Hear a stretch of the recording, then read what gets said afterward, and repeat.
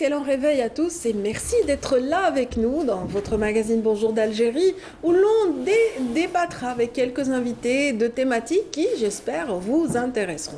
Alors, pour commencer, nous parlerons d'un mets traditionnel en vogue actuellement à travers, justement, sur les menus du monde entier. Il s'agit du couscous, le couscous qu'on aime tous déguster en famille. C'est un plat de partage dont il s'agira ce matin puisqu'il aura justement, il y aura avec nous un invité. Il s'agit de M. Slimane Hachi, directeur du Centre régional pour la sauvegarde du patrimoine immatériel en Afrique. C'est un patrimoine à Maghréba, donc qui est en passe d'être classé au patrimoine universel de l'humanité. Donc il va rejoindre la liste des différents patrimoines immatériels que possède notre pays, entre autres. Donc, et puis le Maghreb de manière générale. Voilà un petit peu pour la première thématique. Et puis ce matin, nous aurons l'occasion de revenir sur le retour de vacances. Donc c'était la rentrée hier, on le sait bien. Et puis pour certains, la rentrée ne va pas être facile puisqu'on a perdu quelques chances d'accéder au palier suivant. Il s'agit donc de parler ce matin d'échecs scolaires et de la manière la plus intéressante, on dira, pour justement peut-être essayer de sauver son enfant pour ce dernier trimestre. Ce sera avec M. Smaïl Merzouk, ancien inspecteur de l'académie. Et puis nous aurons l'occasion aussi de recevoir ce matin, l'occasion et le plaisir, je dirais, de recevoir le chanteur et interprète de chansons Chabi, Mohamed Sergoua, qui viendra nous parler de son actualité et puis de son tout nouvel album. Dans cette matinale, nous aurons l'occasion, comme nous avons coutume de le faire au mois d'avril, de parler d'autisme, car c'est le mois qui est consacré à la sensibilisation à cette pathologie, ou je dirais ce trouble neurologique qui sévit de plus en plus à travers le monde. Aujourd'hui, nous aurons l'occasion d'en parler grâce à un ouvrage qui est signé qui est signé Majid Tapti, qui est chef de service en pédopsychiatrie à l'hôpital de Cheraga. Son livre intitulé Autisme en Algérie, entre théorie et pratique, sera à l'honneur ce matin dans notre matinale. Voilà qui est dit par rapport à l'essentiel justement de la programmation de notre magazine aujourd'hui. Bien sûr, il y aura quelques reportages intéressants aussi et sans oublier la météo. C'est très important de savoir quel temps il fait avant de sortir. Alors tout de suite, Amel Laribi va vous le dire.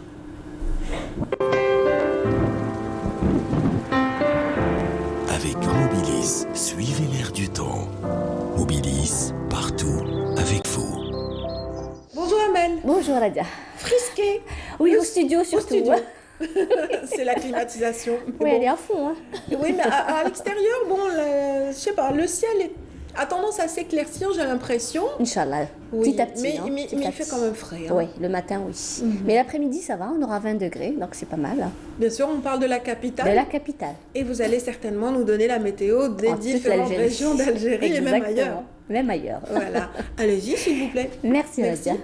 Bonjour à tous et bon réveil. Eh bien, aujourd'hui, le ciel se montrera passagèrement nuageux sur les régions de l'ouest durant la journée, avec toutefois quelques bancs de brume en matinée vers l'intérieur et les hauts plateaux de l'ouest. Sur le centre, eh bien, le ciel restera aussi passagèrement nuageux, parfois assez dense. Ces nuages pouvant donner quelques pluies en fin de matinée et parfois aussi accompagnés d'orages sur les régions intérieures et les régions côtières. Puis le temps va s'améliorer progressivement, mais en fin d'après-midi, à l'est aussi le ciel restera passagèrement nuageux, des nuages bas assez denses qui vont donner quelques pluies durant la journée. La moitié sud, rien à signaler, du soleil partout, avec toutefois quelques soulèvements de sable sur le Sahara central. Les températures, quant à elles, eh bien, seront plutôt agréables, avec toutefois un maximum de 24 degrés du côté de Tlemcen, 22 Oran, 20 degrés à Alger, 19 à Nabat Tizi Ouzou, 17 degrés à Mascara Sétif, Djelfa, 18 à Al Bayad, 15 degrés Guelma, également Batna, 24 du côté de Biskra, 26 degrés à Gardaya, 27 Béchar, Hassim Soudou, Agla Lizi, 29 à Tindouf, 30 degrés Taman Rasset, Janet, 31 à Insalah, et enfin le maximum, comme toujours, à Borj Bejmourtar et Ngzem avec 38 degrés. On va faire cette fois-ci un petit voyage du côté du Moyen-Orient. Le ciel restera partiellement nuageux, plus exactement à Bagdad, Le Caire, Riyad, également Abu Dhabi, Masqat, quelques pluies attendues vers Sanaa, mais le soleil sera bel et bien au rendez-vous à Damas, Amman également, Jeddah, Khartoum.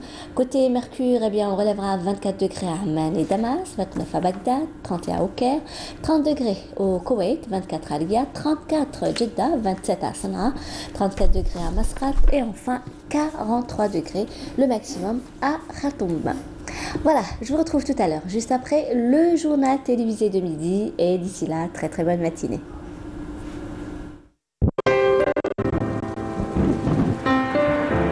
Avec Mobilis, suivez l'air du temps. Mobilis, partout avec vous. Merci beaucoup Amel pour toutes ces précisions. C'est moi qui vous remercie. Excellente journée à vous également. Également.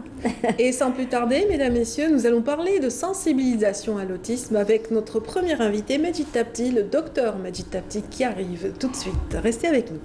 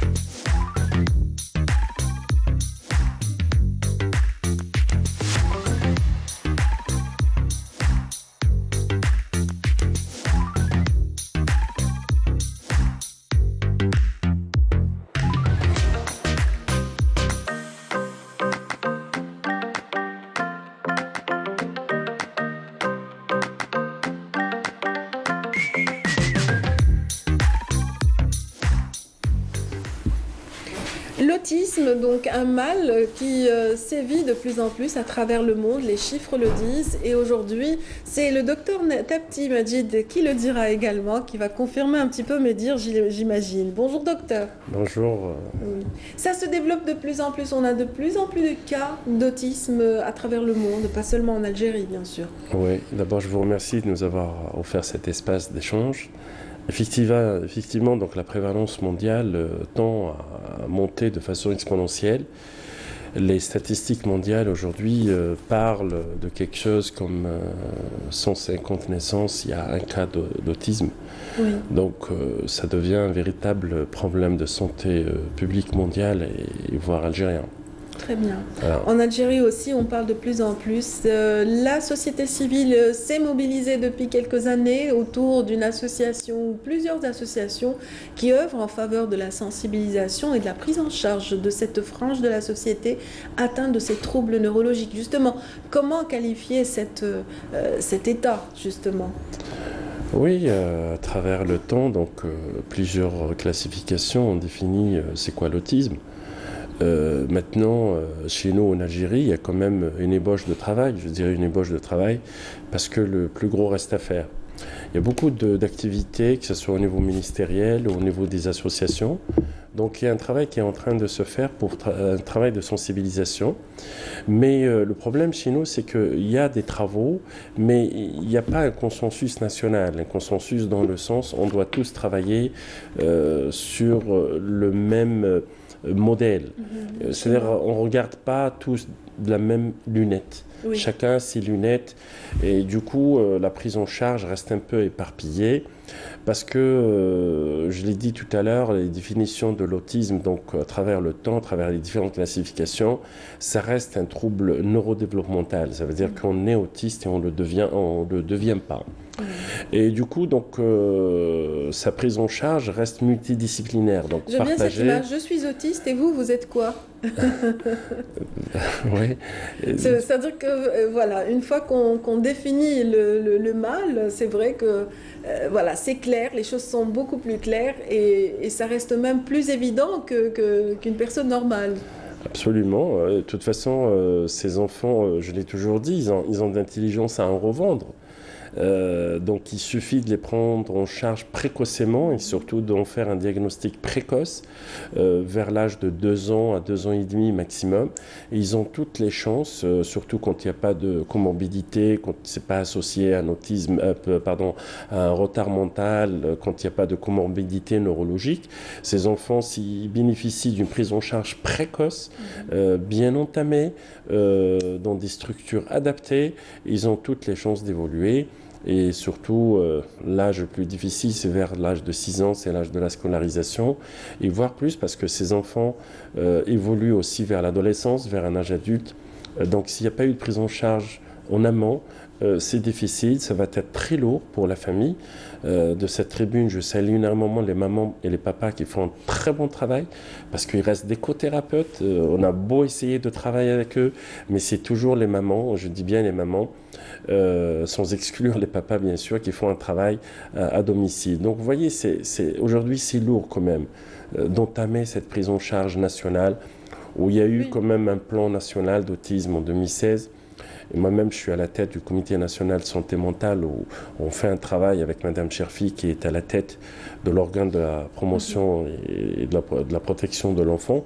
Donc c'est bien, il y a beaucoup d'activités, mais maintenant il faut y arriver à un consensus national. Il faut qu'il y ait un centre de référence national où tout le monde peut donc fédérer et avoir un consensus et faire le même travail qui se fait à travers le territoire national.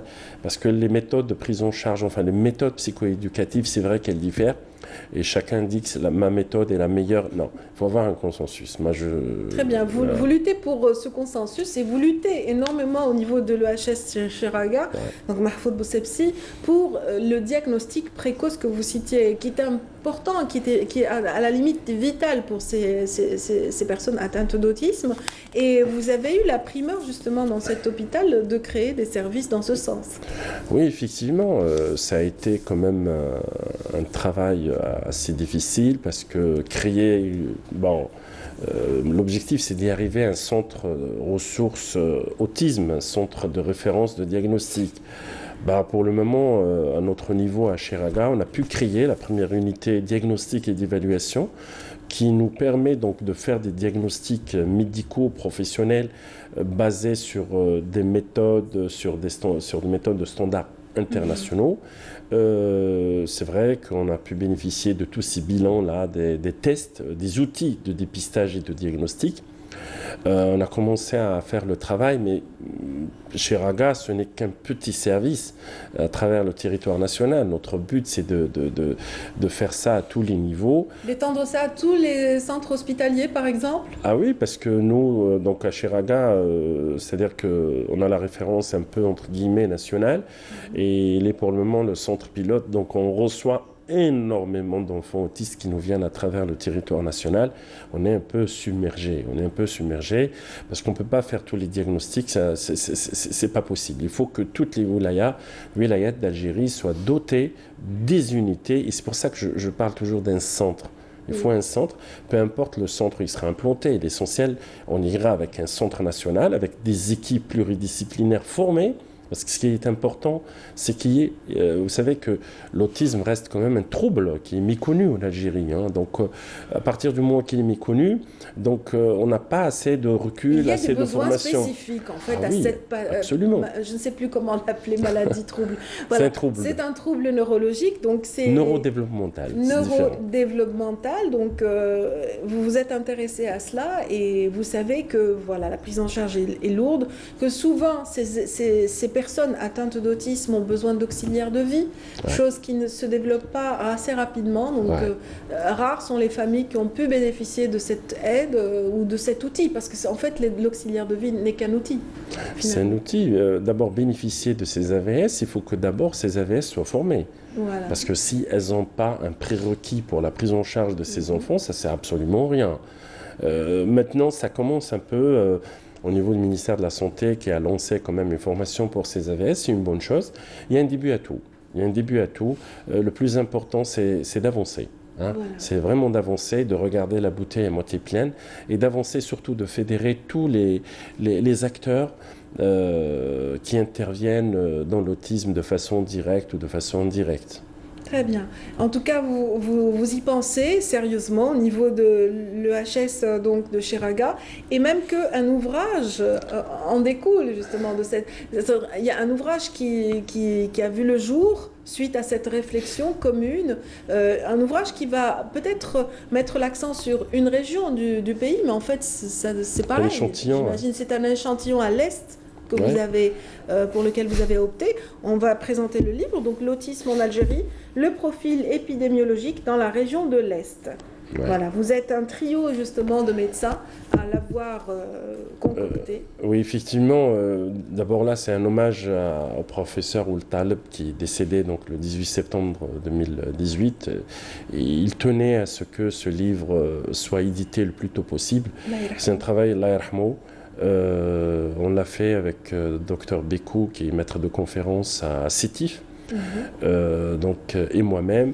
Donc c'est un ouvrage qui répond un peu à la demande parce qu'il n'y a pas eu beaucoup de travaux, pratiquement, pour ne pas dire il n'y en a pas eu, à part M. Ould Taleb qui en a fait 1 ou 2 ouvrages comme ça, par rapport à l'autisme. Donc il y a eu une forte demande nationale.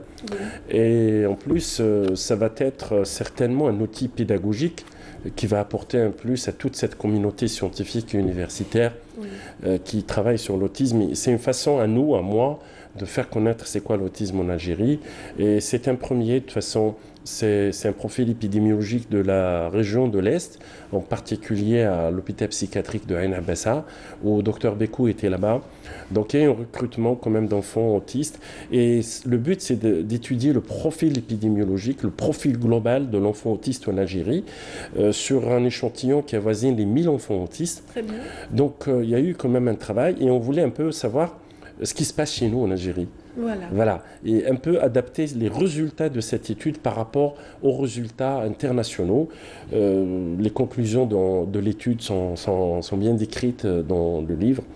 Et voilà, c'est un travail qui... C'est vraiment un travail scientifique. Scientifique, ah oui. Certaines parties sont schématisées, il y a des statistiques, il y a vraiment toutes les méthodes sont relatées. Oui, absolument. Voilà, c'est vraiment détaillé dans ce sens. Et peut-être que voilà, ça peut être une première pierre jetée justement dans cet effort de fédérer l'ensemble des scientifiques qui travaillent autour de la question. Absolument, c'est un outil parmi tant d'autres pour fédérer. En tous les cas, donc, il y a un travail administratif, un travail sous forme de comité pour un peu diriger tout ce beau monde-là qui veut fédérer dans le travail par rapport à l'autisme. Parce que c'est pas facile de faire un diagnostic de l'autisme, il faut avoir un recul. Par exemple, je parle du diagnostic. Alors là, la prise en charge, c'est autre chose. C'est vrai que le diagnostic de l'autisme nécessite un cerveau et des bras. Il ne nécessite pas d'IRM, ni de scanner, ni d'examen biologique. C'est un diagnostic clinique. C'est vrai que c'est relativement facile, mais ce n'est pas si facile que ça quand on n'a pas un recul universitaire et scientifique. Oui, et voilà. Parce que certains signes peuvent être trompeurs. Oui, ils peuvent être trompeurs, et puis il y a des comorbidités parfois, et aussi la prise en charge, parce que c'est bien beau de construire des centres de prise en charge, mais la prise en charge de l'autisme répond à des critères particuliers. Parce que vous savez, avec l'enfant autiste, sa prise en charge, déjà, elle est spécifiée. C'est des programmes spécifiques pour chaque enfant autiste. Et vous le savez, je vous dis toujours qu'avec l'enfant autiste, il faut tout décoder. Tout décoder pour sortir de sa bulle, parce qu'il a une bulle propre et souvent, c'est-à-dire le contact avec l'extérieur le pousse à s'isoler quelque part et c'est très difficile de trouver les codes et les clés. Absolument, et puis les enfants autistes diffèrent les uns des autres. On dit qu'il y a autant d'autistes que d'autisme. C'est comme les empreintes digitales, c'est pour ça maintenant on avance vers des programmes individualisés pour chaque enfant autiste, et c'est pour ça que je lutte au nom du comité en tant que qualité de chef de service, pour qu'il y ait un consensus de prise en charge adéquat et unifié à travers le territoire national. Oui. Vous avez donc cet ouvrage qui est vraiment qui sort justement et qui peut être mis à disposition de tous les scientifiques, mais il y a aussi un autre effort, une autre unité. Donc, hormis le dépistage, vous vous êtes intéressé aux adolescents, y compris les autistes. Donc, les adolescents oui. aussi ont une unité justement de prise en charge au sein de votre hôpital. Ah ben oui, effectivement. Donc au niveau du service de Cheraga, on a lancé, maintenant le service, il sera réaménagé, il est complètement en travaux, donc on va démarrer très très bientôt. Il y a l'unité des adolescents, parce qu'il fallait penser à cette frange. Pourquoi? Personnellement, ça m'a beaucoup affecté, parce qu'on en reçoit énormément. Ce sont des adolescents qui sont autistes ou pas. Pour nous, c'est une unité de crise, de détresse psychologique. Donc qu'ils soient autistes ou pas autistes, l'essentiel que prendre en charge cette frange de la société entre 12 ans jusqu'à 22 ans, 21 ans. Donc on les reçoit, mais c'est que le problème, ils n'ont pas un point de chute d'hospitalisation et de prise en charge. On ne sait pas où les mettre, alors que les services adultes, ils ne les prennent pas parce qu'ils ne sont pas adultes. L'âge légal, c'est 18 ans, et puis ils ne sont plus enfants. Donc ils sont livrés à eux-mêmes et on voit cette... alors là, mais actuellement, il y en a tellement... alors des tentatives de suicide, de la drogue, beaucoup de traumatismes. Voilà, donc l'usage des psychotropes se développe absolument. de plus en plus dans les milieux dans les lycées, voilà. Les collèges et les lycées. Donc c'est un peu difficile et délicat. Il nécessite une prise en charge médicale et une prise en charge psychologique. Donc, où ces enfants, ces adolescents, je dirais, un adolescent qui a 16 ans, 17 ans, il reste encore ado, il n'est pas adulte. Et encore, parler de l'adolescence, c'est déjà une transition. C'est une étape déjà qui est difficile, entre guillemets. Alors, s'il s'y greffe une pathologie sur cette adolescence, que ce soit autisme ou autre chose, vous imaginez les dégâts que ça peut engendrer au niveau de l'école, au niveau de la société. Donc on a pensé à créer cette unité, mais je dis d'hospitalisation du jour. On n'a pas encore les moyens de passer à une hospitalisation nocturne de 24 heures. Mais si j'arrive à faire déjà les 12 heures de sédater la crise de ces adolescents avec un accompagnement parental, c'est déjà un pas. C'est un grand pas, je dirais, parce que c'est vrai que personnellement, je n'ai jamais eu écho de cela. Je n'avais pas encore vu cet aspect, c'est-à-dire qu'on a reçu beaucoup de médecins, on a parlé effectivement de l'enfance très souvent, on a parlé aussi des pathologies de manière générale, mais on ne sait pas, on n'a jamais focalisé sur ces adolescents et leur devenir en hospitalisation. Absolument, parce que c'est des adolescents qui sont dans leur évolution en continuum, ils sont déjà en crise, parce que l'adolescence, c'est toute une métamorphose psychologique, psychique, voire physique de ces adolescents. Déjà, ils ne s'acceptent pas. Alors, quand il y a une crise d'adolescent, pas la crise d'adolescent juvénile comme on la connaît, mais quand il y a tous ces traumatismes qui se greffent et tout, on est arrivé... La pression est importante. Elle est importante, oui. Et en dehors des psychotraumas, il y a aussi des pathologies qui émergent, hein, des psychotiques, des troubles bipolaires, des états dépressifs, des états anxieux, des attaques de panique, et on les reçoit, et parfois on est ligoté parce qu'on ne peut pas traiter en ambulatoire, ça nécessite une hospitalisation, donc on a affaire aux parents. L'alternative, voilà, ça a été cette unité. Cette unité, les parents sont désemparés, vous ne pouvez pas lâcher un adolescent de 15 ans à l'extérieur comme ça, un retentissement social, familial et scolaire. Effectivement. Voilà, donc personnellement, j'en ai fait une affaire très importante et j'espère que cette unité d'hospitalisation verra le jour parce qu'il y a tout un travail qui est en train de se faire et puis aussi un accompagnement dans mon service.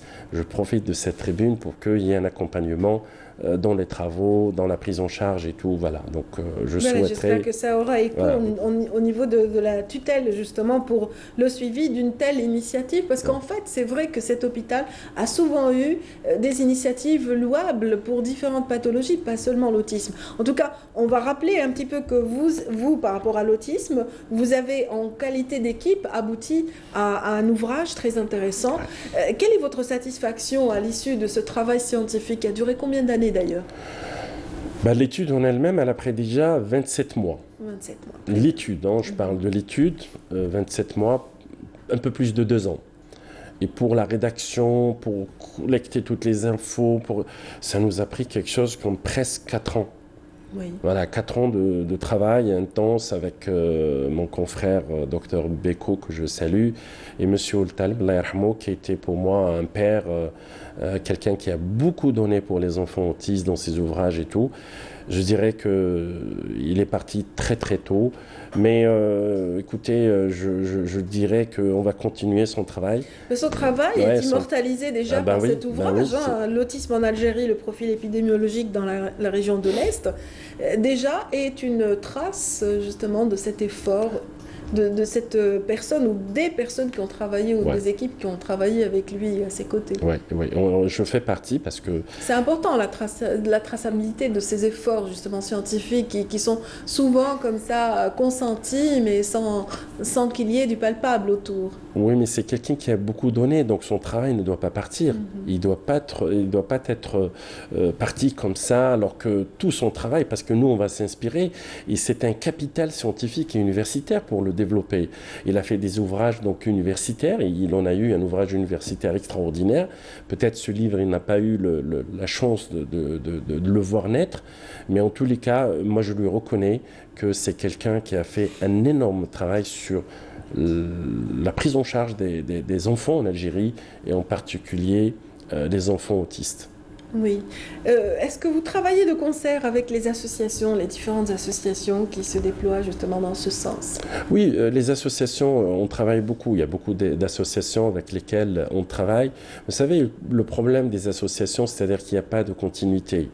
Il y a des associations qui travaillent, mais il faut dire aussi qu'il y a des associations qui ne travaillent pas. Maintenant, notre but, notre objectif, c'est de faire travailler toutes ces associations, parce que vous savez, dans l'autisme, je le dis, il n'y a pas cette note scientifique et universitaire dans l'approche. On ne l'a pas, il n'y a que les centres universitaires qui l'ont. Moi, je lui dis à travers cette tribune, c'est que toutes les associations doivent fédérer. Parce qu'on ne peut pas travailler... Il y a d'excellentes associations à Tlemcen, à Béjaïa, un peu partout sur le territoire national. Mais c'est des associations qui travaillent dans leur petit territoire. Ils font certainement d'excellentes choses. Mais ça ne fait pas profiter toutes les familles, tous les enfants autistes. C'est pour ça que je reviens à ce consensus national, à un centre, une référence, pour que tout ce travail doit profiter, parce qu'il y a beaucoup d'enfants autistes, et quand on parle d'enfants autistes, on parle de leurs parents. Et non seulement de leurs parents, aussi de la société, parce que l'autisme fait exploser la famille. Vous savez, c'est des dégâts. C'est pas facile pour un couple, surtout quand il s'agit... L'élément de famille qui prend en charge cette personne va en pâtir. Ça va être lourd pour lui. Voilà, très lourd, et qu'il y a beaucoup Surtout qu'il y a attachement. Et dans certains cas, l'autiste n'accepte qu'une seule personne à la fois. C'est-à-dire qu'il rejette parfois les autres membres. Il est très proche, par exemple, de la maman, ou selon les cas, la grande sœur, le grand frère. Bah oui, peut-être il ne suffit pas d'être autiste pour se rapprocher de ses parents. Ça reste toujours une figure d'attachement les plus importantes. Donc alors là, pour un enfant autiste, ça reste la figure d'attachement. Et puis, la maman qui est là, c'est-à-dire à accompagner son enfant autiste. Parce que, comme je l'ai dit dans la définition, on est autiste. On ne le devient pas. Donc cet accompagnement, il commence déjà très jeune. Le problème qui se pose, c'est qu'il faut y penser un jour à ce que ces enfants autistes, ils vont devenir adultes, de grands adolescents. Et ici, alors le drame, c'est quand ils perdent leurs parents. Quand la maman part ou décède et le papa, je dirais qu'ils sont livrés vraiment à eux-mêmes. C'est pour ça qu'il faut préparer le terrain. Il faut préparer le terrain maintenant et pas demain. Le nombre d'enfants autistes tend à augmenter exponentiellement. On ne sait pas combien il y en a en Algérie. On estime à 400 000, 500 000, mais ça reste des estimations approximatives. C'est pour ça qu'aujourd'hui, il faut qu'il y ait une étude, un état des lieux. Il faut qu'on recensie le nombre. Le recensement s'impose. Ah ben oui, le recensement s'impose. C'est un peu le travail du comité, c'est un travail de tout le monde. Et comme ça, à partir de là, créer la plateforme de prise en charge des enfants autistes. Et ça a suscité quand même un intérêt du gouvernement à partir du moment où il y a eu le lancement du plan autisme. Pour le rappeler, il y a 2 plans autisme, le plan anti-cancer et le plan autisme. Donc vu l'importance, et c'est un véritable problème de santé publique, je crois qu'il faut mettre les moyens qu'il faut pour la prise en charge de ces enfants. Merci infiniment, docteur Tapti. Donc, merci de nous avoir accompagnés ce matin pour parler, pour présenter d'abord cet ouvrage, L'autisme en Algérie, le profil épidémiologique dans la région de l'Est. Donc, cet échantillon donc, qui a été choisi par une équipe de médecins et de chercheurs dont vous faites partie, ainsi que M. Sadiq Bekou et Feu Mahmoud Oultaleb. Donc c'est bien cela. C'est bien cela. Je tiens à remercier tous les médecins, toute l'équipe de Ain Abbassa, de CETIF, tous les médecins qui ont participé à la réussite de cet ouvrage. Et ce n'est qu'un début parce que certainement on va d'abord s'auto-évaluer par rapport à ce livre et il y en aura certainement d'autres qui vont suivre. Oui. Le 2 avril est une journée consacrée justement à l'autisme, tout autant que le mois d'avril. Je vous souhaite en tout cas une bonne continuité pour tous ces efforts consentis et qui vont s'intensifier durant ce mois d'avril. Le 7 avril également est une journée importante pour la santé, c'est la journée mondiale de la santé.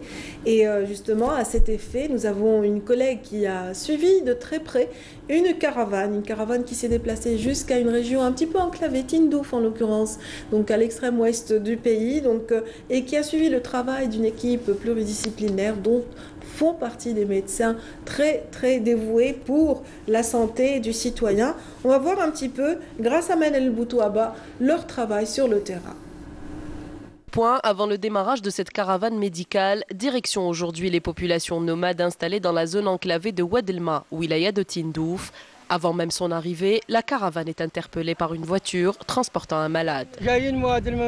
On allait justement en urgence vers la wilaya de Tindouf pour soigner la petite fille derrière qui est très malade. Et on a eu la chance de tomber sur vous, alors on s'est arrêté.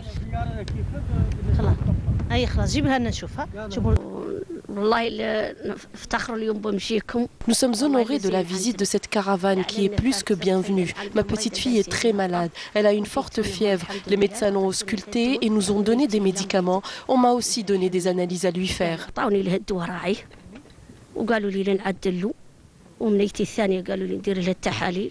Urgence, consultation de routine, suivi, traitement, conseil. Le staff médical essaye tant bien que mal de répondre à toutes les sollicitations. Ils me donnent des conseils à chaque fois que ma glycémie augmente à plus de 1,5 g. Je prends le médicament qu'ils m'ont donné et quand elle baisse, j'arrête. On constate surtout une négligence du traitement médical. Beaucoup ne suivent pas leur traitement régulièrement, alors ils rechutent. Nous assurons un suivi à ce niveau-là. Cette année, le mot d'ordre de cette caravane est la sensibilisation au dépistage du cancer du col de l'utérus. Nous procédons depuis 2 ans au frottis cervico-vaginal. Ces populations-là ne sont pas sensibilisées à la nécessité de cet examen crucial qui est le dépistage du cancer du col de l'utérus. Le prélèvement pour un dépistage du cancer du col. Il y a en tout 4 équipes, 2 équipes détachées par l'établissement de santé de proximité de la wilaya de Tindouf et 2 autres de l'établissement de santé de proximité de Lassel. Une fois par mois pour les régions de Chnachen et le Khel et tous les 15 jours pour la région de Tefgoumt. Ce genre de caravane est une nécessité dans ces régions désertiques où la majorité des populations vivent dans des zones reculées, loin des principaux établissements de santé et obligées de faire des centaines de kilomètres pour avoir les soins médicaux les plus élémentaires. Et puis, mesdames, messieurs, donc hier, c'était le retour sur les bancs des écoles pour l'ensemble des élèves qui étaient en vacances. Bien sûr, la fin des vacances, c'est douloureux, mais surtout pour certaines catégories d'enfants, ceux qui ont un petit peu raté l'année, je dirais. L'échec scolaire, il en sera question avec Smaïl Marzouk. Bienvenue. Bonjour Adia, merci pour l'invitation. Merci à vous de venir. Vous êtes donc à la retraite actuellement. Vous êtes un ancien inspecteur, justement, de la Tout à fait, oui, tout à fait. Dans la région de Bouira. Exact, oui. Et vous continuez quand même de lutter pour le bien-être des enfants, de sensibiliser par rapport à leur bien-être, par rapport aussi à la réussite de leur cursus scolaire. C'est tout à fait normal parce qu'après 32 ans d'exercice, je pense que c'est un devoir pour moi de continuer dans cette trajectoire et ne pas décrocher complètement parce que certes j'ai quitté je n'ai pas quitté l'éducation, j'ai quitté juste votre travail de base qui consiste en, oui, en l'inspection, etc. Tout à fait, tout à fait. Mais en tout cas, c'est excellent de pouvoir continuer de parler de l'échec scolaire et de lutter contre justement ces échecs scolaires. D'abord, comment définir? Qu'est-ce qui fait que, voilà, si on a des enfants, qu'est-ce qui fait qu'on se dise, ah, mon enfant a échoué? L'échec, comment le définir? Quels sont ces signes? D'abord, l'échec scolaire, dans sa définition, c'est une situation où l'élève il est confronté à des difficultés d'apprentissage. Donc, ce qui le mène directement vers un échec scolaire qui se manifeste par un décrochage. Donc, il quitte le système scolaire sans diplôme ni qualification. Ça, c'est comme définition. Donc, c'est quand on voit que son enfant se désintéresse complètement de l'école et que les résultats aussi, en termes de notes scolaires, ne sont pas satisfaisants. Justement, c'est avec ces difficultés d'apprentissage. Donc, l'élève, pour un enseignant averti, il peut constater certains symptômes qui définissent cet échec. D'abord, on constate qu'il y a un effet primordial.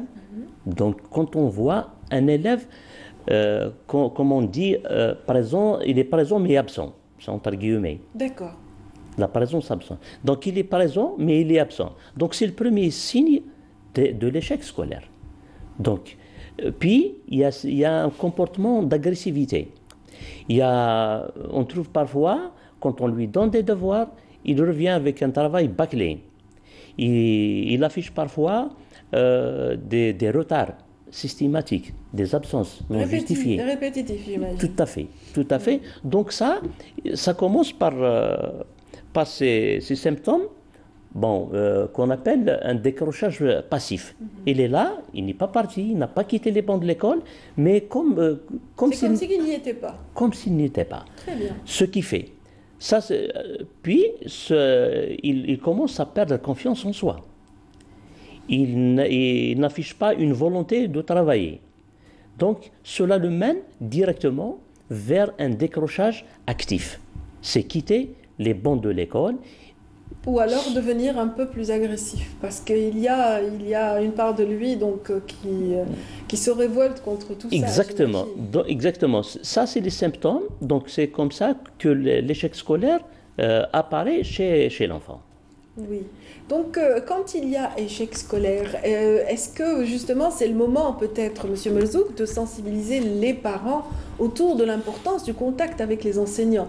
Parce que c'est vrai qu'il faut un suivi, il ne faut pas laisser livrer à lui-même cet enfant ou cet adolescent sur les bancs de l'école sans même aller à la rencontre de ses enseignants. Justement, c'est quand on constate cet échec. D'abord, il faut interroger les trois pôles. Parfois, il est sournois et silencieux, cet échec, parce que ça se déroule à l'école. Et pour peu que les parents soient un petit peu absents de la vie de leur enfant, ils ne peuvent pas le détecter sans ce contact direct avec l'enseignant. Justement, donc, nous, d'abord, quand on remarque cet échec, on va directement interroger les trois pôles, à savoir l'élève, l'école et le milieu où évolue cet élève ou cet enfant. Donc, peut-être cet enfant qui est en situation d'échec, peut-être il a des problèmes de santé.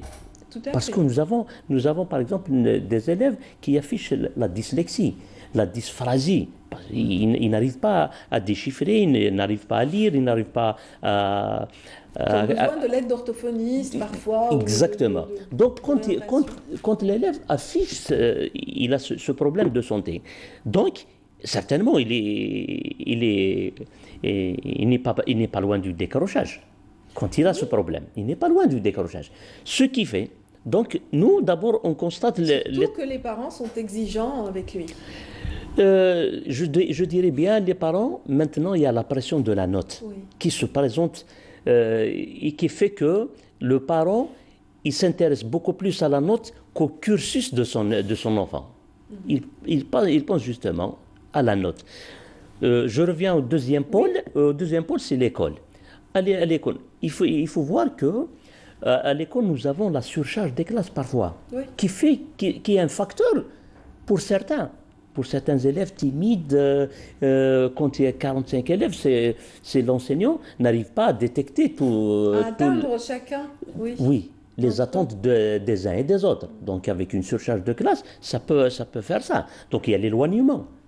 C'est-à-dire chacun son rythme, effectivement. Il y a les rythmes scolaires, justement. Il y a les rythmes scolaires auxquels il faut... Pour peu qu'on soit plus lent que d'autres, ça va constituer un problème. Oui. Et nous avons l'environnement social où évolue l'élève. Parce qu'un élève qui fait 2, 3, 4 km à pied, on a les retours, et celui qui habite pas loin de l'école, où il y a des moyens de transport scolaire, donc on ne peut pas mettre ces deux élèves dans un même pied d'égalité, dans le même pied d'égalité. Donc il y a forcément une différence. Donc quand on interroge ces trois pôles, là on peut trouver des solutions. On peut passer à des solutions. Mais revenons à votre question concernant les parents. Vous savez que dans un ouvrage paru pas si loin par un enseignant à l'université en France, un pédagogue, Philippe Mérieux pour le citer, là où il a fait un ouvrage sur les 10 compétences pour enseigner. Et parmi la 6e ou la 7e compétence, il a souligné l'implication des parents dans la gestion de l'école. Oui. Donc, quand il y a un accompagnement des parents, l'enseignant lui-même, il se sent un petit peu soulagé. Et un peu plus vigilant aussi. Voilà, il sera un peu plus... Voilà, parce qu'il doit répondre à un besoin, une demande. Oui, il sera soulagé. Pourquoi? Parce que quand le parent... N'est pas démissionnaire. Quand le parent l'aide, donc, c'est-à-dire la charge a été partagée. Absolument. La charge a été partagée, donc l'enseignant, il peut se donner à fond. Donc, quand il y a un contact, je veux dire, moi, je ne dirais pas, parce que malheureusement chez nous, le contact, les parents ont tendance à passer à l'école et récupérer les bulletins à la fin d'un trimestre. Alors que c'est pas, voilà. C'est pas un accompagnement. En tout cas, on espère qu'ils sont à l'écoute ce matin, ces parents qui n'ont pas un petit peu joué ce rôle en particulier. Je le souhaite vivement. Ce maillon de la chaîne. Oui. On va peut-être en parler tout de suite après, Monsieur Merzouk. Le temps de visionner ce reportage. C'était un reportage réalisé par Badia Amarni, donc à la veille de la rentrée scolaire, donc les derniers moments de vacances. Donc on est quand même en train d'apprécier ces moments. C'est à Tikijda que ça se passait avant le retour. Et puis, vous nous direz justement après ce reportage s'il y a une chance de rattraper le coup sur un trimestre et comment est-ce qu'on peut s'organiser par rapport à cela. Ok. La montagne de Durdura a vibré au rythme des vacances du printemps, en accueillant de nombreuses familles. Celles-ci, en quête de repos après un deuxième trimestre de labeur pour les enfants, se sont ruées vers ce site pour profiter de l'air pur que seule la forêt peut leur offrir. La nature est belle, avec la forêt et la neige. Se réveiller le matin à cet endroit est merveilleux. Je conseille à tout le monde de venir dans ce site. Vous voyez qu'il y a toujours de la neige malgré l'arrivée du printemps. Ici, nous passons d'agréables moments. J'aime l'endroit, c'est beau, mais la montagne, c'est fatigant. Nous avons un très beau pays. Notre souhait est de vivre dans la paix et la prospérité.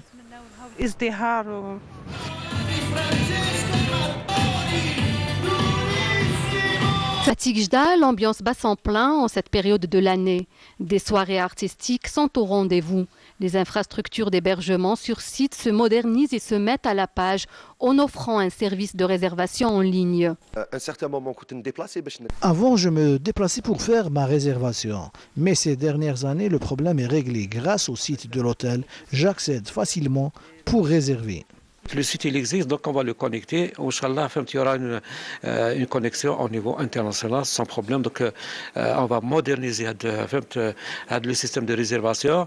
On sera à la page. D'autres infrastructures touristiques sont en voie de réalisation, de quoi offrir d'autres capacités d'hébergement aux nombreux amoureux de la montagne. Eh ben, nous aussi, on en fait partie, les amoureux de la montagne. Mais j'ai raté les neiges.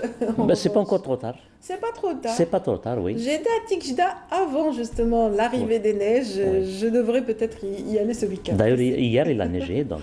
Oh, bah c'est génial. On va essayer d'en profiter. Mais parlons un petit peu, revenons à ces adolescents ou à ces enfants donc, en cours de cursus scolaire qui ont un petit peu raté le coche pendant les 2 premiers trimestres. Peuvent-ils avoir une chance de se rattraper un dernier trimestre? Justement, Radia, donc, ces vacances peuvent servir à beaucoup d'élèves qui sont dans cette situation de difficulté d'apprentissage, de surmonter la pente. Pourquoi? Parce que si les parents ne pensent pas justement à blâmer leurs enfants pour ces mauvais résultats, parce que blâmer et punir ne mène à rien justement. Il faudra penser à accompagner ces enfants en difficulté. À comprendre l'origine peut-être. Tout à fait. C'est ce que vous voulez dire. Et justement parce qu'il n'y a pas un élève qui ne veut pas de bons résultats. Il n'y a pas un élève qui ne veut pas... C'est tous les élèves qui veulent réussir. Mais quand il ne réussit pas, ça veut dire qu'il est face à des situations de blocage. Donc les parents, le rôle justement, quand on les accompagne, on peut détecter, grâce à la communication, on peut détecter où se situent ces blocages. Dénouer un petit peu. Tout à fait. Voilà. Tout à fait. C'est le rôle d'un parent. Alors, c'est le rôle d'un parent justement. Et de ce fait, les parents, avec ces congés, ils peuvent les accompagner. Moi, je leur dirais que ce n'est pas trop tard. Ce n'est pas trop tard, ils peuvent récupérer, même si le 3e trimestre n'est pas quand même assez lent comparativement au 1er et au 2e, mais c'est toujours récupérable. Une implication peut peut-être restaurer une confiance en soi chez cet enfant. Déjà, c'est un pas de lui restaurer un petit peu sa confiance en soi et puis lui dire qu'on a confiance en lui et qu'on est là pour lui. C'est important, même s'il rate l'année. S'il rate l'année, ce n'est pas la fin du monde. Il vaut mieux qu'il rate l'année qu'il rate toute sa scolarité. Je veux dire, avec le reportage que nous venons de voir, ça peut servir de déclic pour l'élève. Alors, avec une évasion, parce qu'il est stressé, il est angoissé, peut-être des sorties pareilles peuvent lui évacuer toutes ses peurs, toutes ses angoisses, et qui vont lui donner quand même une force et une énergie à affronter un 3e trimestre, là où il peut vraiment récupérer. C'est-à-dire, je ne vois pas d'inconvénient à ce qu'il ne récupère pas. Oui, tout est question de concentration. Concentration et accompagnement. Parce qu'il faut accompagner, moi je dirais, je suis toujours sur ce point, j'interviens, à chaque fois que j'interviens, je tire la sonnette d'alarme, c'est-à-dire d'éviter les punitions. Pas de punition. Parce que, pas trop de privation, mais il ne faut pas quand même être dans l'excès, dans l'amusement peut-être, ou dans Tous les excès ne sont pas bons. Oui, tous les excès ne sont pas bons, des deux côtés. Ce qui fait l'enfant auquel on doit il faut lui redonner confiance en soi et l'aider. Je suis sûr qu'il va s'en sortir parce qu'ils sont intelligents, ils ont des capacités, mais on ne sait pas comment faire fonctionner cette intelligence et ses capacités chez l'enfant. Comment est-ce qu'on peut maintenir la concentration justement, parce qu'on arrive au terme de cette séquence. C'est lui tracer quand même, c'est lui tracer un programme de travail. Un programme de travail, ne pas le laisser se concentrer sur une chose à longue durée et surtout surveiller son sommeil. C'est très important, son hygiène de vie. La nutrition, le sommeil, c'est très important pour l'enfant. En ces moments, à l'approche des examens de fin d'année scolaire, c'est très important. Sinon, les accompagner, il lui faire un tableau, à quelle heure qu'il commence, à quelle heure qu'il termine, je suis sûr qu'il va s'en sortir. Et vont réussir. et l'aider justement à se concentrer sur ses leçons. En tout cas, c'est vrai que merci beaucoup, en tout cas, Monsieur Smaïl Morzouk, ancien inspecteur donc de l'éducation du côté de Bouzerera, j'allais dire Bouira. Bouira, oui. Ça commence par un bout. Oui. Et puis voilà, donc merci encore une fois de nous avoir apporté ces éléments d'information combien précieux pour les parents et pour les élèves. Si je peux continuer, c'est juste, en ce moment du 3e trimestre, dans l'accompagnement de ces élèves, il faudra justement les pousser, entre guillemets, à se concentrer beaucoup plus aux études, au travail qu'autre chose, parce que le rôle des parents, c'est justement ça, parce que si on laisse les élèves... autre chose c'est-à-dire, bon, il y a une situation quand même qui se présente durant ces congés, donc il y a quand même... il y a une mouvance, sociale justement, intense. Et les élèves, j'ai remarqué à chaque fois que les élèves sont impliqués pleinement dans ces actions. Je préfère maintenant les aider justement à bien exploiter leur week-end. Oui, mais justement, il faudra que les élèves se concentrent au travail avec l'accompagnement de leurs parents et pour mener à bien la mission de l'année scolaire en cours. Voilà, et prévenir un échec. Merci encore une fois, Monsieur Merzouk, et merci à ceux qui sont avec nous encore ce matin. Bien sûr, lorsque les issues sont fermées pour ces élèves, il y a toujours le monde de la formation professionnelle qui peut être exploité. Donc cet univers aussi est très intéressant parce qu'il y a toujours des aptitudes. Ça donne souvent lieu à de la dextérité, à des savoir-faire, comme celui qu'on va découvrir dans ce reportage. Un artisan entre autres, il s'agit de Mohamed Moualed, artisan vannier, donc découvert pour nous et pour vous à Qoléa par Feria El Hamdi.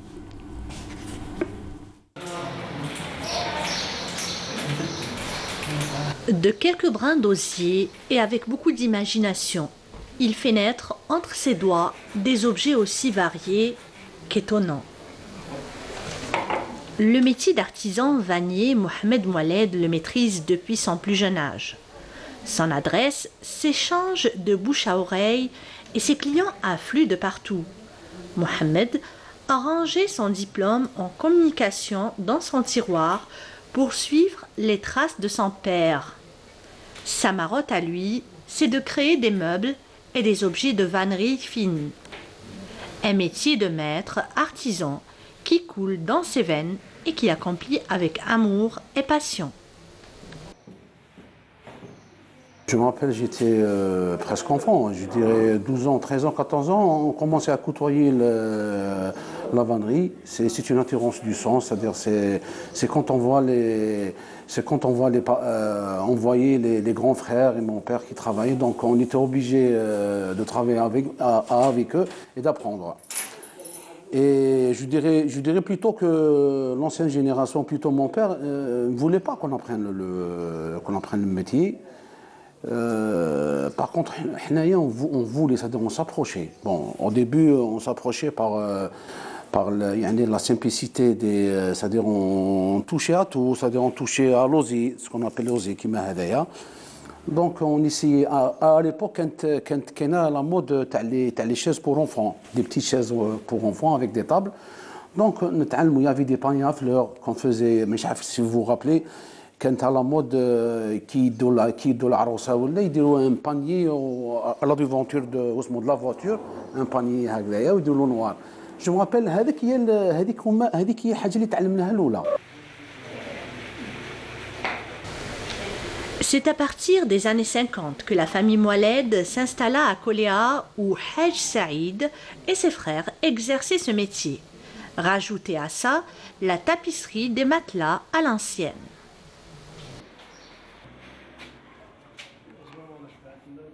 C'est une histoire où la famille Moualed, elle s'est installée dans les années 40, je dirais 40, 50. Elle s'est installée à Qoléa, elle a ramené l'activité à la vannerie, اللي كانت بكري la vannerie fine, كانوا يخدموا غير حاجة صغيرة بلوزي.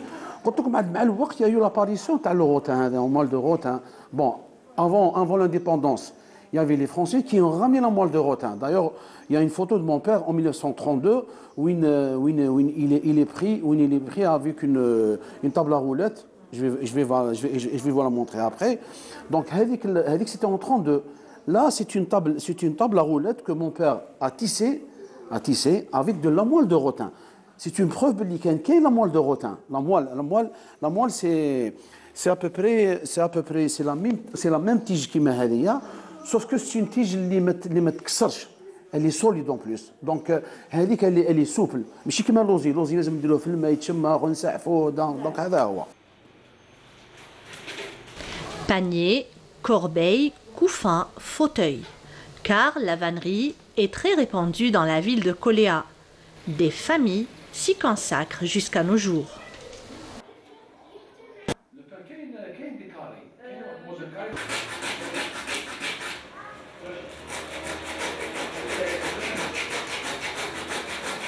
Voilà, la première opération c'était d'enlever quelques tiges au niveau de la chaise et essayer de retaper une autre chaise. On a essayé de refaire complètement l'assise parce qu'elle était abîmée, et on a essayé de refaire c'est-à-dire il y avait des trous, il y avait des tiges qui étaient abîmées au niveau du dossier. كما لهنا quand vous voyez ici quand تشوفي كما هنايا كيفاه يكون عندنا ان فيد خيط تقطع on est obligé de le refaire c'est-à-dire نعاودوا ندخلوا une tige واحده اخرى نتيسيوها de façon que يولي يبان هذيك لا شاز مخدومه et elle est retapée وتعاود تولي عندها une deuxième vie. L'art de tresser les fibres végétales, lame de bambou, l'alpha, lame de palmier, est un métier qui s'exerce selon la région et selon la disponibilité de la matière appropriée.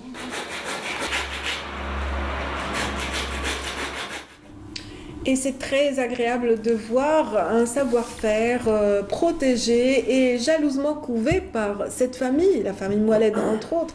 Donc il n'y a pas de déperdition lorsqu'il y a protection d'un patrimoine. Et c'est de patrimoine qu'il s'agit dans la séquence suivante avec Monsieur Slimane Hachi, bienvenue. Bonjour, Vous êtes le directeur du Centre régional pour la sauvegarde du patrimoine immatériel africain. En Afrique. Africain, essentiellement. Vous étiez avec nous il y a quelque temps à l'occasion d'une exposition exceptionnelle, donc qui met en valeur justement cet héritage, l'héritage africain. Oui, et merci d'en parler. Nous souhaitons d'abord bonjour à vous et à tout le monde. Et je suis toujours très heureux de venir à la télé pour parler des choses qui nous préoccupent, des choses qui nous occupent et des choses que nous aimons, c'est-à-dire la culture, le patrimoine, les héritages culturels, etc. Et bien sûr, nous avons organisé, ouvert le 5 mars dernier, une très belle expo, une très grande expo sur plus de 800 mètres carrés qui se trouve au Palais de la Culture et qui est ouverte jusqu'à fin juin ou probablement jusqu'au 20 juillet. Il faut aller la visiter, cette expo. Elle est très bien faite, elle est très belle, elle est très pédagogique pour les lycéens, les étudiants, les citoyens, les curieux, pour découvrir ce que l'Afrique a de meilleur, c'est-à-dire sa culture et son patrimoine, le patrimoine culturel immatériel qui constitue les héritages, qui constitue donc ces grands marqueurs identitaires des peuples, des populations et du continent. Donc allez visiter cette expo, l'entrée c'est free, c'est libre. Vous nous avez amené le catalogue de cette exposition, donc qui montre un petit peu tout ce panel sélectionné pour cette étape de l'exposition. Il y a tous les éléments que les pays ont inscrits sur les listes du patrimoine immatériel de l'UNESCO. Il y a au moins un élément par pays et il y a 27 pays qui sont représentés. Il y a une quarantaine d'éléments qui sont visitables, qu'on peut voir sous forme de panneaux photographiques. On peut écouter des explications grâce à des audioguides et on peut voir évidemment des films, des documentaires. Il y a une quarantaine de documentaires à voir. Donc c'est que du bonheur. Une très belle scénographie, très agréable, apaisante, qui permet un petit peu de se concentrer sur ça. L'Algérie est présentée en étoile. Et il y a au milieu un baobab, vous savez, le baobab qui est l'arbre autour duquel on se retrouve pour parler, pour résoudre des problèmes, pour échanger, pour communiquer. Et des branches de ce baobab vont pendre des articles de la première charte des droits de l'homme et de la bonne gouvernance, qu'on appelle la charte de Kouroukan Fouga, qui a été classée par le Mali. Et c'est très très bien, c'est très agréable, allez-y. Oui, bien sûr, et comme le pays d'accueil, c'est l'Algérie, donc l'Algérie a l'honneur avec ses différentes justement facettes culturelles et matérielles. Voilà, nous présentons tous les éléments de l'Algérie, évidemment, aussi bien les éléments inscrits, puisque nous avons inscrit, chaque année nous avons inscrit un élément auprès de l'UNESCO. On a commencé par la Halil, bien sûr, parce que la Halil est un genre poétique, musical, chorégraphique, communautaire absolument merveilleux, qui a été découvert par Mouloud Mamri, pour lequel Mamri a consacré un livre qui s'appelle Les Halil du Bourara. Et donc nous commençons par cet élément-là, puis vous allez trouver, très vous beau, allez découvrir vraiment la Halil, évidemment le rakb de Oulad Sidchir, le sbour, l'imzad, la sbeiba, le costume féminin de Tlemcen et de sa région. Vous allez découvrir les éléments qui sont dans le pipe, qui sont en cours d'analyse auprès de l'UNESCO, que sont notamment la distillation de l'eau de fleurs d'oranger de Constantine, mais pas seulement. Le constantinois, on dira. De nos vieilles médinas. Oui, Blida aussi est réputé. Blida, Ténès, Mostaganem, et au-delà de l'Algérie, d'ailleurs, en Tunisie, au Maroc, cette distillation se pratique de l'eau de fleurs, mais ça, en fonction des fleurs qui se trouvent dans la région, n'est-ce pas? Nous avons aussi dans le pipe un autre élément qui est très beau, qui est le bijou en argent émaillé des Athéniens, qui est en train d'être élaboré pour être présenté. Et puis voilà, donc c'est tous ces éléments-là que vous trouverez son empreinte dans cette exposition qui expose l'Afrique dans sa totalité. Vraiment, allez-y à cette expo qui est très belle. Il y a même un catalogue. Tout à fait, voilà, le catalogue est entre mes mains. Et moi, je voudrais justement opérer un petit gros plan sur un aspect en particulier, c'est le couscous. Oui. Le couscous fait partie de ce panel justement en voie de classement. Oui. Et le couscous est aussi particulier du fait qu'il fédère plusieurs pays nord-africains. Bien sûr. Il fédère les pays du Maghreb, n'est-ce pas? Oui. Ce dossier que j'ai eu l'honneur de coordonner au nom de l'Algérie. Ah oui, merveilleux. Oui. Mais allez-y. Vous avez consacré même dans le catalogue deux belles pages. Deux belles pages. Comme ça, vous avez alors ce couscous, c'est quoi? Ce n'est pas l'art culinaire ou le mets qui est proposé au classement. D'ailleurs, le dossier ne s'intitule pas le couscous. Le dossier s'intitule Savoir, savoir-faire et pratiques liées à la production et à la consommation du couscous. Parce que ce couscous-là, il se trouve au milieu, il se trouve à l'amont et à l'aval de pratiques, de savoir, de savoir-faire. Et c'est tout cela qu'il s'agit de sauvegarder. À commencer par les petites graines qu'on vient de voir justement à l'image. Voilà, ça commence. Le couscous, c'est quoi? C'est le génie maghrébin, le génie des populations, le génie amazigh de l'Afrique du Nord qui a découvert et pratiqué et maintenu en pratique la cuisson à la vapeur. Oui. C'est ça la particularité. Le blé qui transformé. Voilà, évidemment, ça fait partie, si vous voulez, dans le monde, on peut dire qu'il y a un certain nombre de grandes cultures ou de civilisations, de grandes cultures comme la culture du maïs. Il y a des régions où toute l'alimentation est à la base du maïs. Chez nous, nous faisons partie de cette grande sphère culturelle qui se base sur le blé et l'orge, sur ces deux céréales-là, et subsidiairement du mil et du sorgho, mais essentiellement de ces deux-là. Mais de ces deux-là, évidemment... En tout cas, les plats qui passent depuis que vous êtes en train d'intervenir, Monsieur Hachi, ont l'air appétissants, je ne vous dis pas, moi. Mais pas un peu plus. Oui, alors ce savoir-faire, c'est quoi?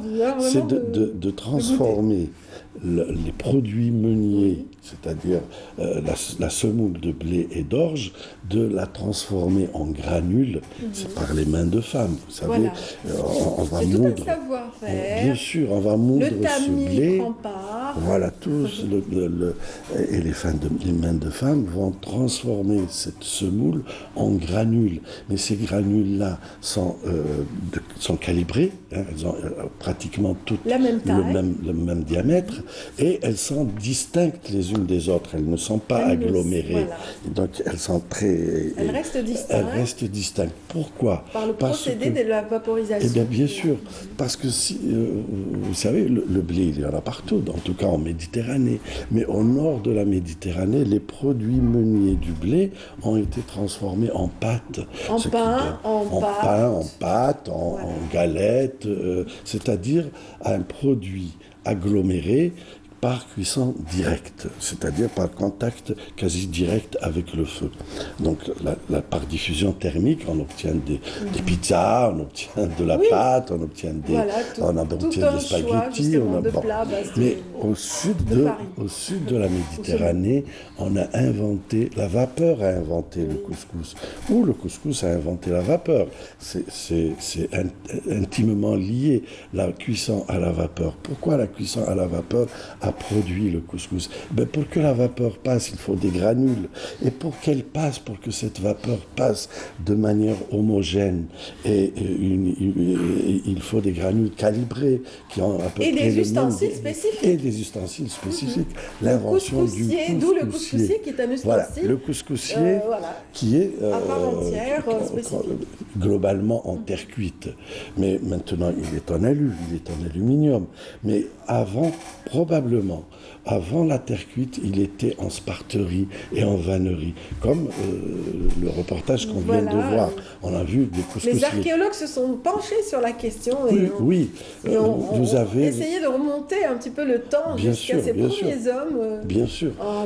Il est sûr. En protohistoire, ça a commencé. Il est sûr que le blé, la culture du blé, la culture de céréales, blé et orge, a été au milieu du néolithique, on va dire ça. Donc il y a plusieurs milliers d'années, on va dire 5-6 000 ans. Il y a 5-6 000 ans. À la veille des civilisations, on dira. Voilà, à la veille de l'écriture et de l'histoire. Donc au milieu du néolithique, dans les temps préhistoriques, la culture du blé se démontre, puisque dans des fouilles, on a trouvé des grains de blé qui sont du blé domestiqué, qui ne sont pas des graminées sauvages, parce qu'antérieurement à ce blé domestiqué, il y avait des graminées sauvages. Donc cette pratique de la consommation de graminées existe depuis longtemps. Elle est sûre depuis le néolithique. Maintenant, est-ce que dès le départ, dès la domestication du blé, on a fait du couscous? Ah, ça, on le saura. Ça, on le saura comment? On le saura, évidemment, on s'est mis à rechercher la démonstration du couscous, c'est le couscoussier, n'est-ce pas? Tout à fait. Mais le couscoussier en terre cuite, on en a sûrement jusqu'au 9e siècle.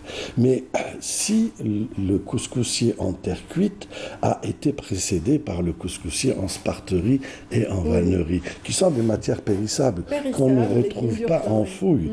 Donc il est très probable que la sparterie a précédé le couscoussier en terre cuite.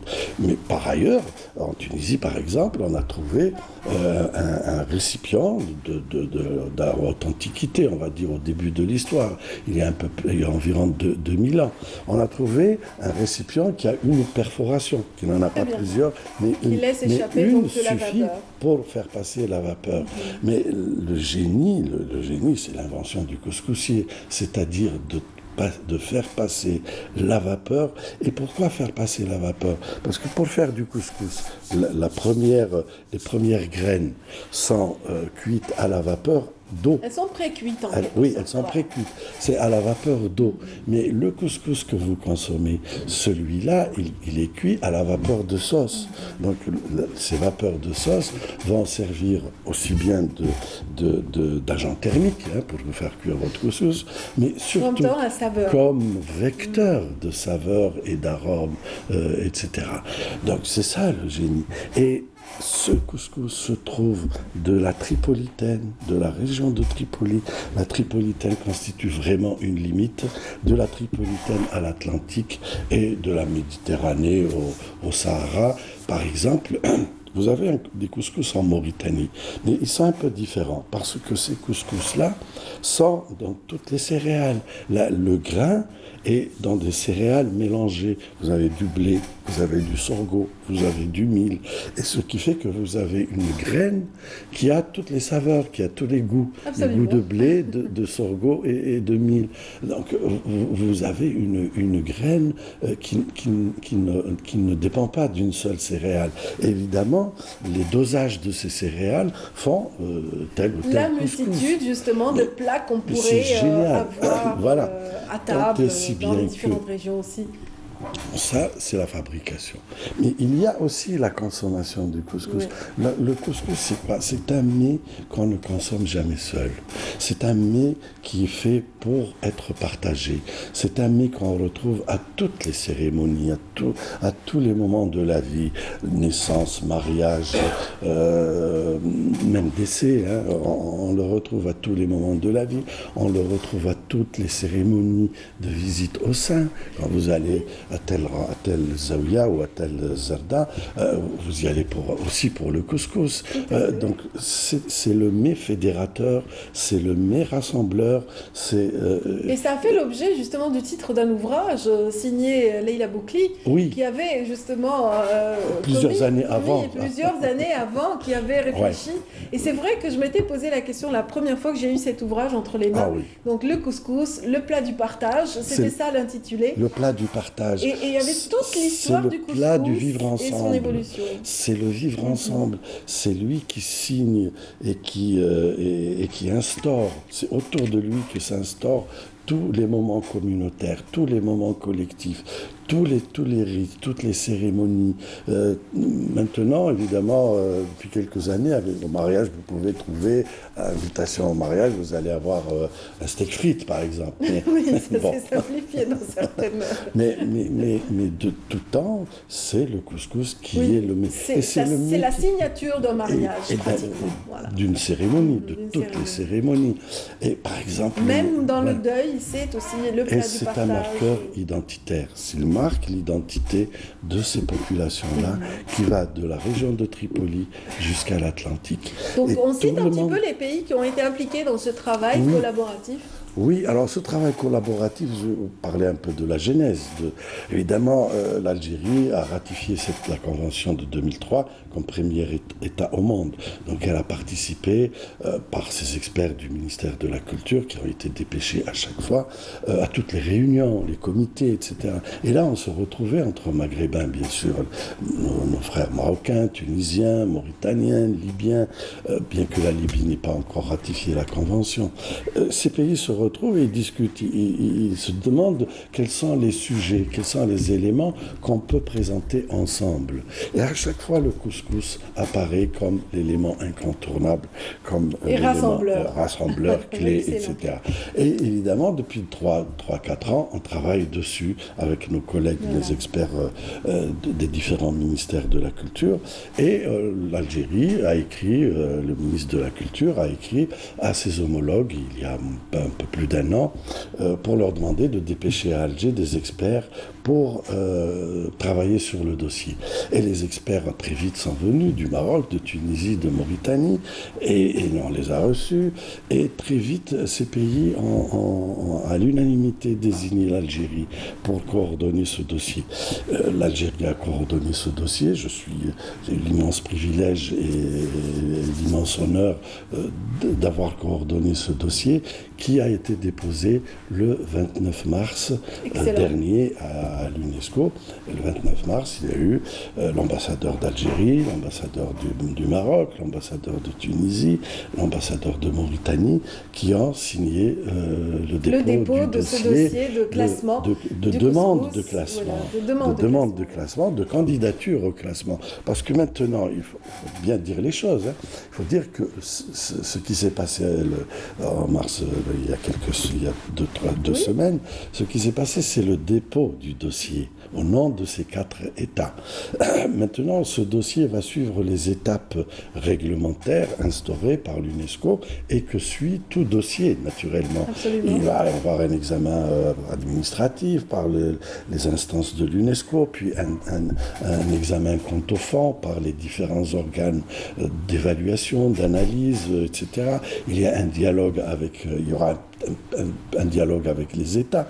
Et au bout de ce parcours, ce dossier, cet élément est déclaré inscrit, pas classé, inscrit sur les listes du patrimoine culturel immatériel de l'humanité ou retoqué. En tout cas, on va terminer sur l'impact d'un tel classement sur un élément du patrimoine immatériel. Ces listes-là, il n'y a pas qu'une seule liste dans la Convention. Il y a plusieurs listes. Il y a la liste qu'on appelle représentative, c'est-à-dire que ce sont les États qui estiment que cet élément-là les représente, que cet élément-là est emblématique de son patrimoine culturel. En général, ces éléments se portent à peu près bien. Ils ne sont pas dans des situations de menace ou quelque chose comme ça. Il y a une autre liste qu'on appelle la liste de sauvegarde urgente. Cela, c'est quand les États déclarent que tel élément est menacé de disparition. Il y a urgence à... le couscous n'est pas dans ce cas. Le couscous... Il a de beaux jours devant lui. Il a de beaux jours devant lui. Il est international, n'est-ce pas? Oui. Mais du point de vue sur les menus création, internationaux. voilà, cette graine-là est en attente de toutes nos créations. C'est pour cela qu'il est impossible, je dis bien impossible, de faire l'inventaire exhaustif des multiples façons de faire le couscous. Je ne dis pas recette, je dis multiples façons de le faire. Pourquoi? Parce que cette graine est le réceptacle de toute la créativité humaine. Vous vous mettez en face de cette graine que vous avez faite de vos pommes de main et vous pouvez mettre les ingrédients. Ajouter tous les ingrédients. Et imaginables toutes les selon associations d'ingrédients. Donc, c'est à l'infini. C'est à l'infini, et évidemment, comme chacun le dit et le pense, le meilleur couscous, c'est celui de ma mère, mais c'est aussi celui de votre mère. La mienne aussi. Voilà, mais finalement, le meilleur couscous, c'est le vôtre. Hein. Oui. C'est celui que vous avez recréé. Et c'est ça le patrimoine. Le patrimoine, ce n'est pas ce qui est reproduit, mais ce qui est recréé. Voilà, qui gagne, enfin qui reste pérenne et qui continue d'exister. Et que l'UNESCO reconnaît comme tel, comme appartenant, comme étant la création de telle ou telle société, de telle ou telle communauté. Il peut devenir mondial. Prenons le cas du reggae. Tout le monde connaît le reggae. Le reggae est planétaire, le yoga est planétaire, mais le yoga est du patrimoine hindou.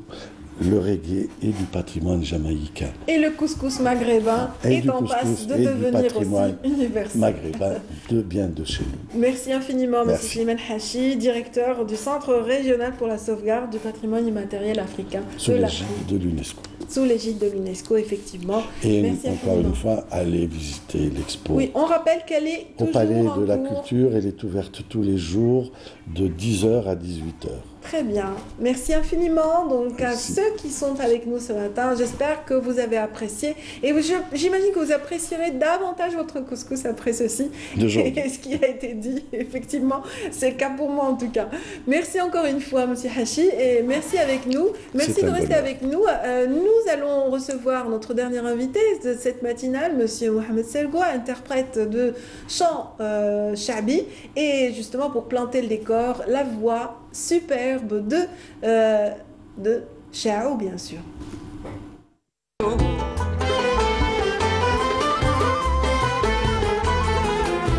مشالي وشفاني لا بقى لي هات نكلمو ذكرني وخلاني قلبي للهم سلمو يا حسرة ما جرى بيا يا من صغار اللي نحدتو يا حسرة ما جرى بيا يا بني صغاري نحدتو دير لي ولدنو غرفات لي صورتو دير لي ولدنو غرفات لي صورتو فرفر بجناح وطار في الهما ما ولا شي دنيا خلاني من الشوق ننكوى سال ودموع عيني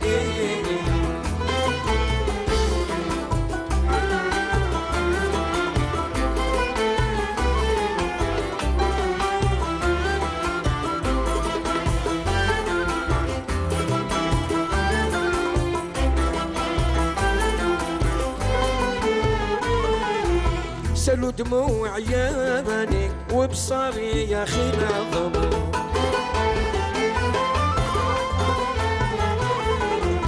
ما ظنيت انساني خلاني وحجر مرسموم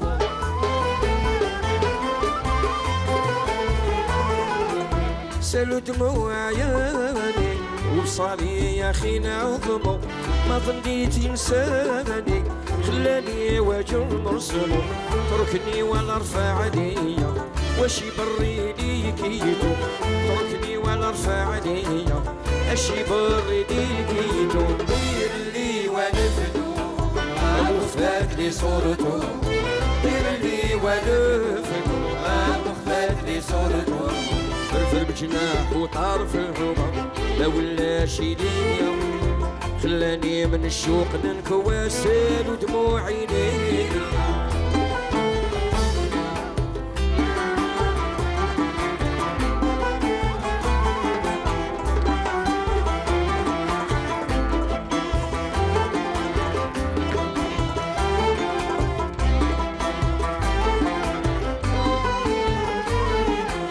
ما نصبر المحاني قلبي للسهرة تلزمو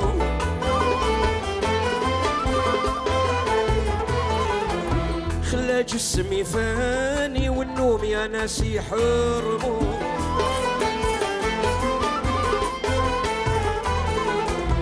ما نصبر المحاني. C'est toujours un plaisir de réécouter Abdelkader Chaou et j'imagine le bonheur aussi de son fan et invité aujourd'hui, Mohamed Selgoua. Marhaba bik. Ah oui, c'est un frère, Abdelkader. Le Hajj Abdelkader Hajj. On lui passe le bonjour ainsi que toute sa famille. Abdelkader. Il fait partie des doyens. C'est un maître. C'est une école aussi, Abdelkader Chaou. C'est une école, c'est une voix qui se démarque. C'est une voix qu'on reconnaît du premier à la première note. Il est unique. C'est ça, c'est ça. Ce sont des chansons aussi qui ont dû bercer votre jeunesse, Mohamed Selgoua. Oui, Addition, c'est une chanson. Ah oui, j'écoute depuis 70. Et comme on est du même patelin, Bouzaria, هذاك هو الحساب.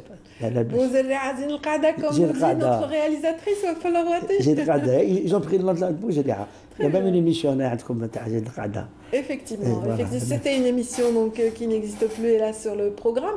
Mais vous êtes avec nous ce matin, donc Mohamed Selgoua, à l'occasion d'une actualité vous concernant, puisque vous, après un travail de longue haleine, vous avez donc réussi à rassembler quelques chansons dans un album que le public algérien va pouvoir découvrir, n'est-ce pas? Bien sûr, j'ai fait 3 ou 4 albums au niveau de la radio. Oui. Vous étiez en enregistrement depuis l'année dernière. Voilà, je viens juste de terminer un 4e et un 5e en dehors de la radio. Je suis un privé qui a été pris en charge par le ministère de la Culture, que je remercie beaucoup. Et j'ai un livre que je vais éditer avec la collaboration de Honda et le ministère de la Culture. Il est déposé au ministère et j'attends uniquement. Parce que c'est vrai que vous êtes un artiste prolifique, vous écrivez souvent, vous êtes tout le temps avec votre... J'arrête pas d'écrire. Vous écrivez, vous vous adaptez un petit peu à chaque situation, à chaque actualité, vous parlez un petit peu de vos émotions face à ce qui vous fait face dans la société. Toutes les émotions, tout ce qui se passe dans mon entourage, c'est-à-dire dans la sphère Algérie ou bien, c'est-à-dire chez moi ou tout ça, dans mon petit chez-soi, je prends mon stylo, un café, et je retrace toutes les émotions et tout ça. Et même, vous êtes connu aussi pour vos improvisations. Hein. J'improvise des fois. Vous improvisez sur place, vous pouvez, un peu comme les rappeurs. Voilà, un peu comme les rappeurs, carrément, mais il y a le rime, une chanson. Parce qu'un rappeur, des fois, les rappeurs, ils tombent des fois sur le rime, le même rime, et des fois, ils disent à la sauvette, les mots sans rime. Parce qu'il y a le rime qui est... Moi, quand j'improvise, c'est avec le rime. On ne va pas improviser tout de suite. En revanche, on va écouter un extrait de votre album tout de suite. Voilà, on va voir ce que nous a choisi notre collègue Amal Almi. كيفاش نعمل عن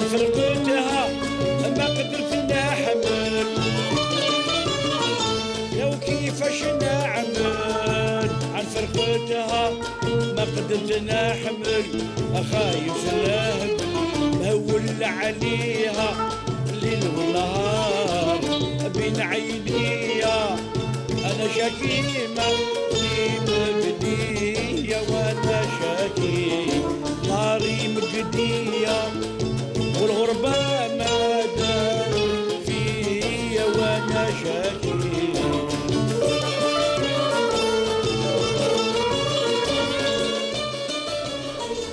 Ça chante l'exil, on dirait. Ça, c'est l'exil. Les Algériens qui vivent ailleurs, en dehors de l'Algérie. Moi, chaque fois, peut-être je suis, sans vanter, hein, je suis l'unique chanteur qui chante beaucoup l'Algérie et l'exil. Oui. Beaucoup de chansons. J'ai beaucoup de chansons sur l'Algérie. Je sais pas, c'est l'amour de la patrie. J'aime bien. Et pourtant, vous avez vos racines ici, vous n'avez jamais quitté le pays. On m'a proposé de vivre ailleurs. On m'a proposé, on m'a donné des logements en France, au Canada, aux États-Unis, et je suis là. Je voilà. peux pas. Vous voyagez, vous faites plaisir. Et je vais, je reviens. C'est agréable aussi. Ouais, ça permet de voyager, ce métier. Pour séparer l'Algérie, ça jamais. Oui. Je ne pourrais pas le. Donc vous avez senti un petit peu la détresse des exilés, de ces expatriés aussi oui, il y a une détresse, et ça se voit, c'est-à-dire que moi quand je chante, c'est-à-dire quand je suis invité en France ou bien ailleurs, à Amsterdam, c'est-à-dire j'ai fait presque l'Europe, on m'invite dans des endroits soit publics ou privés, et ben il y a des gens qui pleurent. C'est ça qui vous a ému? Ils pleurent de joie dès qu'ils chauffent clair. Ils sont émus. Et chaque fois, et quand on me raccompagne d'où je suis venu pour revenir à l'aéroport, et ben ils pleurent, les gens pleurent. Quand on sent qu'il y a un arrachement à chaque séparation. Ils pleurent. Et moi, je suis très sensible. Et moi aussi, je pleure. Oui, mais la larme est là, on la voit déjà, ça brille déjà. On ne peut pas ne pas pleurer. Allez, on oublie un petit peu les larmes, on reprend un petit peu l'instrument, on va prendre la guitare cette fois-ci. On va chanter quelque chose. Et faire une petite, voilà, chanter quelque chose. Qu'est-ce que vous voulez nous chanter, Mohamed? Je l'ai faite, elle est tellement vieille que maintenant... Mais le papier a vieilli avec. Ah oui. بسم الله طرست نضامي من قلبي واحساسي ايام حين راسي صلات على محمد بيه نبدا القصه قصتي نرويها للفهم صارت قياسي ايام حين راسي داك اللي حافظ المعنى ممنوع بالجلسه جبتها عن هموم الدنيا وحالي كيف نواسي يا محاين راسي كيف بدات الثورة في عمري عام أنا ما ننسى عدونا الاستعمار شحال قاتل ناسي مليون ونص شهيد فناو يا ما داوسا في الباطن والحقرة رشات الرواح في الحباسي نساو رجال في البرد وعدي والجوع محبسة هذا تعذب وهذا هبل كل شي ناسي واخر البلاد الناس اهمل ما يحمل عكسة يا حمام عمال يجيب الخبار يا توناسي مجرى في الجزائر لله عيد لي هذه القصة يا حمام على اللي يجيب الخبار يا توناسي مجرى في الجزائر لله عيد لي هذه القصة عن الغريب حزن صباح ومساء. Un long métrage, j'ai fait juste un couplet. Oui, un petit couplet. De toute façon, c'est très très grand. C'est peu de temps. Mais c'est un plaisir quand même de vous écouter. Je l'ai écrite aux années 97. Les années lugubre. Les années difficiles, où vraiment, oui, c'est vrai Elle raconte beaucoup de... En tout cas, l'enchaînement des vers de cette poésie est excellent. Donc, on le sent. On a voyagé avec vous, on a senti les choses. Une très belle histoire qui parle de mais sans citer ni parti, ni personne, ni c'est-à-dire... Vous parlez de l'Algérie. L'Algérie. De l'Algérie et de l'Algérie. Durant la guerre de libération. Hein. Oui. Voilà. Et ensuite, il y a le Houlia, il y a l'indépendance et tout ça. Mais c'est une histoire très, très... Dommage, on n'a pas assez de temps. Mais... Oui, mais j'espère que vous arriverez peut-être à faire un enregistrement de cette chanson que vous avez inclus dans le dernier album, enfin dans les 4 derniers albums. Elle est dans le dernier album. Dans le tout dernier. Pas celui que j'ai ramené. Hein. Oui. Le dernier, on ne peut pas dire le studio parce que c'est privé. Oui. On n'a pas le droit de dire c'est faire de la publicité à... Non, on peut citer parce que c'est un album. On peut citer bien sûr la maison d'édition Padidou qui fait énormément de travail intéressant, qui fait un travail très intéressant avec les artistes. Il est magnifique, c'est un studio. Qui accompagne de nouveaux talents et puis aussi d'anciens. C'est des anciens, c'est des connaisseurs, c'est des artistes aussi. C'est pour ça qu'ils sont... Ils sont à encourager parce qu'ils sont très jeunes. Ils sont jeunes. 2 frères. Ils sont jeunes. Et il y a le frère aussi qui a ouvert, il a récemment, il y a quelques mois, il a ouvert au sud. Oui. Je crois à Tamanrasset. Il a ouvert un studio. Oui, parce qu'il y a énormément de talentueux interprètes dans la région sud et aussi des musiciens excellents. C'était très intéressant, en tout cas, Mohamed Selgoua, de vous recevoir aujourd'hui dans Bonjour d'Algérie. On va essayer de finir sur un autre morceau, si vous avez... Un autre morceau. Quelque chose à nous proposer. Bon, on va aller sur l'improvisation cette fois-ci. Toujours cette fois-ci. Non, cette fois-ci, c'est improvisation. Mais il faut faire signe parce qu'il y a... En tout cas, dites un dernier mot avant de chanter. Dites un dernier mot. Un dernier mot, j'embrasse toute ma famille, tous mes amis, et le département, et l'orchestre de la radio, où je suis depuis 2 ans. Très bien. À la radio nationale. Et j'embrasse tout le monde. Voilà. Et mes filles, j'ai 3 filles que j'ai mariées, une elle est en France, j'embrasse ainsi que son mari Samy, elle vit à Paris depuis quelques mois, je l'ai mariée, c'est la dernière. Les sœurs Goua, c'est une famille soudée, on les salue tous où qu'ils soient, justement, et les artistes, à travers vous. Rachid et Karim, c'est mes frères aussi. Rachid qui est chanteur et Karim c'est le prof de... Karim, vraiment, à ne plus présenter, artiste plasticien. Merci infiniment en tout cas d'être avec nous ce matin. Mesdames, Messieurs, passez une excellente journée avec la suite des programmes de Canal Algérie, je l'espère. Et d'ici là, portez-vous bien. On se retrouve déjà demain à 8h. Au revoir.